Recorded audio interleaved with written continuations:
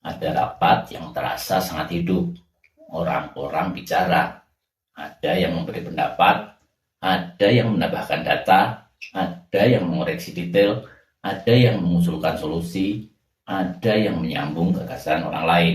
Dari luar, rapat seperti ini terlihat sehat. Tidak sepi, tidak pasif, tidak kaku. Tidak hanya satu orang yang bicara. Bahkan, leader bisa keluar dari ruangan dengan rasa cukup lega. Masalah sudah dibahas, masukan sudah keluar, pilihan sudah muncul, arah tindak lanjut sudah disebutkan. Tetapi beberapa hari kemudian, sesuatu terasa janggal. Yang sudah dibicarakan tidak banyak bergerak. Hal yang dianggap jelas masih perlu dikejar ulang. Usulan yang terdengar masuk akal belum muncul dalam tindakan. Kesepakatan yang terasa kuat di ruangan tidak terlihat dalam kerja harian. Lalu, rapat berikutnya kembali membahas masalah yang hampir sama. Di titik ini, rapatnya bukan kurang ramai.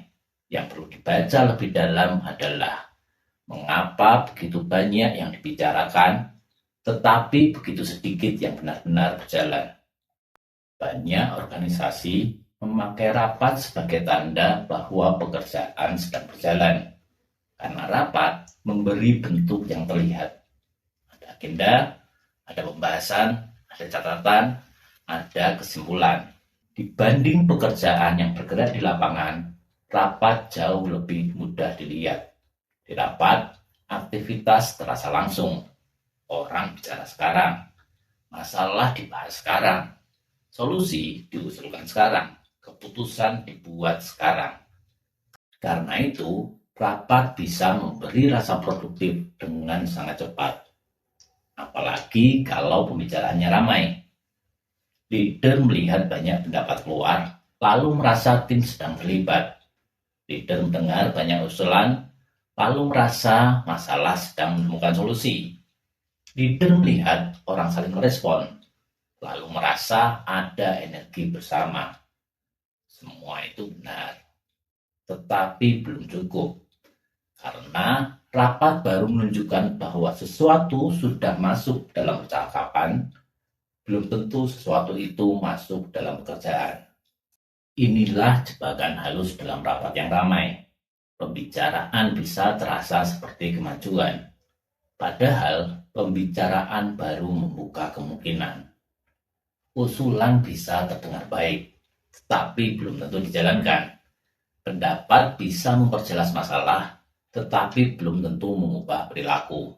Kesimpulan bisa membuat forum terasa selesai, tetapi belum tentu membuat orang bergerak setelahnya.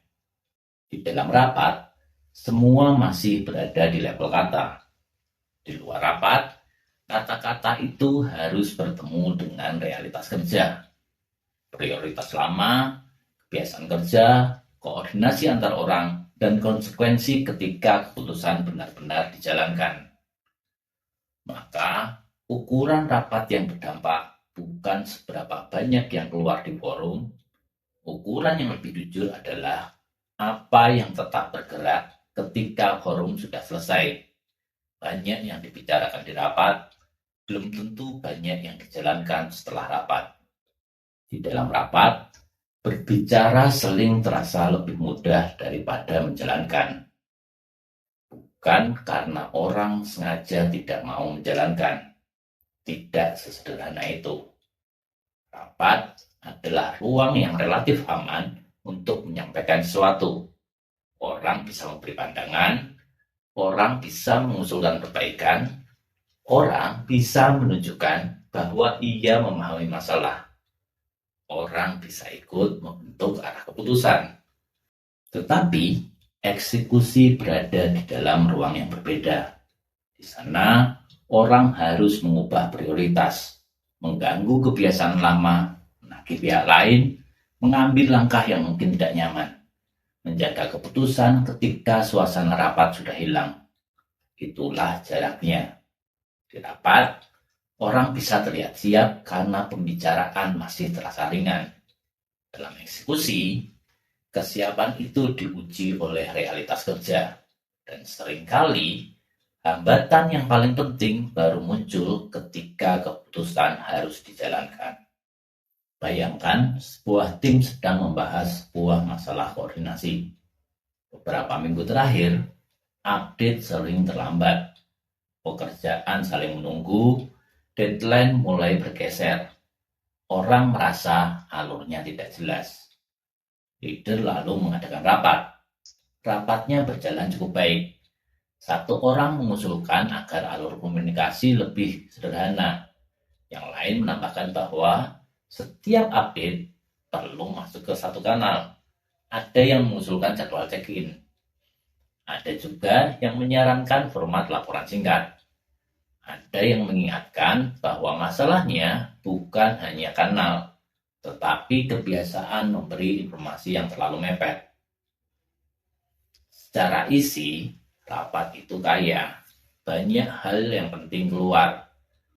Leader mendengar itu dan merasa, baik, berarti tim sudah melihat masalahnya. Di akhir rapat, arah tindak lanjut dibuat. Semua tampak paham. Tapi ketika masuk minggu berikutnya, geraknya tidak sekuat yang terlihat di forum. Update tetap terlambat, kanal baru tidak dipakai secara konsisten. Check-in berjalan sebentar lalu longgar, format laporan dibuat tetapi tidak diisi dengan disiplin. Kebiasaan memberi informasi mepet tetap muncul juga. Masalahnya bukan tidak ada pembahasan. Pembahasannya justru banyak. Masalahnya, pembahasan itu tidak cukup berubah menjadi kebiasaan kerja yang baru.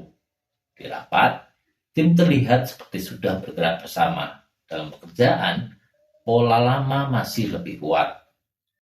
Kalau pola seperti itu berulang, tim belajar sesuatu.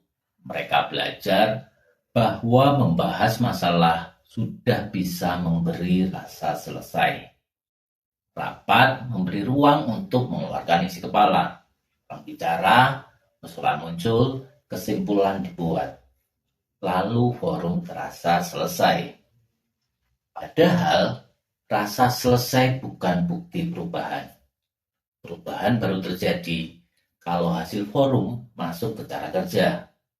Kalau tidak, rapat hanya menjadi tempat masalah berpindah bentuk.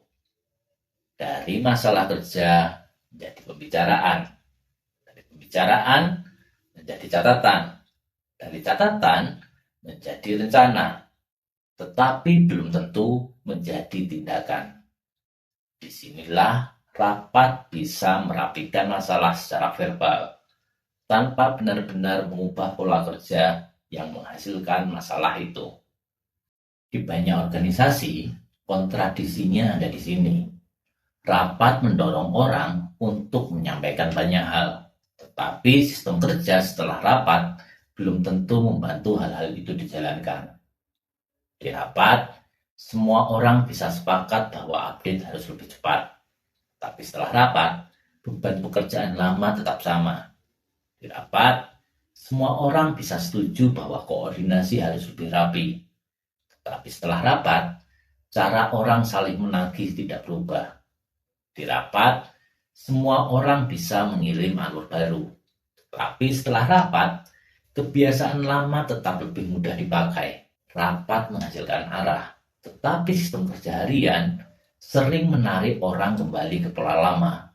Itu sebabnya rapat bisa terlihat penuh, tetapi dampaknya tipis.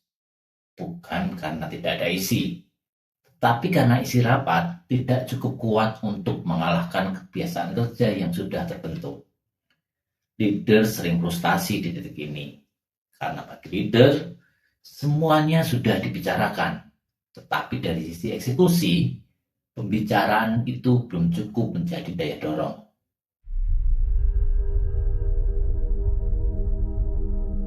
Kalau ini terjadi terus-menerus, organisasi masuk ke pola yang melelahkan. Masalah muncul, rapat dibuat. Banyak hal dibicarakan, semua merasa ada kemajuan. Lalu pekerjaan berjalan seperti biasa. Masalah muncul lagi, rapat berikutnya dibuat lagi. Pembahasan terdengar lebih matang, catatan terlihat lebih rapi, tetapi pola dasarnya tetap bertahan. Lama-lama, rapat menjadi cara organisasi mengulang rasa produktif tanpa benar-benar memutus masalah. Tim semakin terbiasa membahas, tetapi tidak semakin kuat menjalankan. Dan ketika pembicaraan terasa produktif, stagnasi menjadi lebih sulit dikenali. Dari luar, organisasi terlihat sibuk berpikir, padahal di dalam pekerjaan tidak banyak yang berubah. Maka pertanyaannya perlu digeser. Bukan hanya apa saja yang sudah dibahas di rapat, tetapi apa yang benar-benar dijalankan setelah dibahas. Pertanyaan ini sederhana, tetapi sering mengubah cara membaca rapat. Karena rapat yang berdampak tidak berhenti pada banyaknya isi pembicaraan. Ia terlihat dari apa yang berubah setelah pembicaraan itu selesai. Apakah prioritas berubah? Apakah cara koordinasi berubah? Apakah kebiasaan lama mulai berhenti? Disitulah dampak rapat diuji. Bukan di banyaknya pendapat yang keluar, tetapi di daya hidup dari hal yang sudah diputuskan. Rapat yang baik bukan rapat yang paling banyak menghasilkan pembicaraan. Rapat yang baik adalah rapat yang membuat keputusan tetap hidup setelah orang meninggalkan ruangan.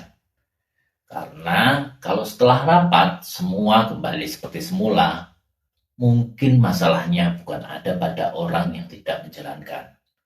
Mungkin rapat itu sendiri yang tidak pernah benar-benar mengubah apapun. Ia hanya membuat organisasi merasa sudah bekerja. Dan justru disitulah bahayanya. Saat rapat yang tidak berdampak sudah terasa produktif, ia membuat leadership terasa seperti tidak berguna.